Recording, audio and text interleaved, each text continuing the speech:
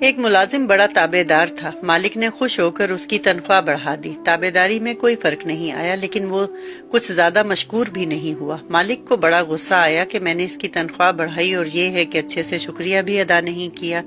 اس نے اگلے مہینے اس کی تنخواہ کم کر دی۔ ملازم کی تابعداری اب بھی ویسی رہی۔ مالک نے اسے بلوا بھیجا اور کہا، بڑے عجیب انسان ہو، میں نے تمہاری تنخواہ بڑھائی پھر کم کر دی، تم جوں کہ توں رہے، آخر یہ کیا ماجرا ہے؟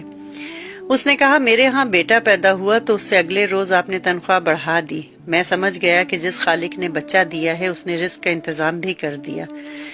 جس روز آپ نے تنخواہ کم کی اس روز میری والدہ وفات پا گئی۔ میں نے جان لیا کہ وہ اپنا رزق اپنے ساتھ لے گئی ہیں، سو تب بھی خدا کا شکر ادا کیا۔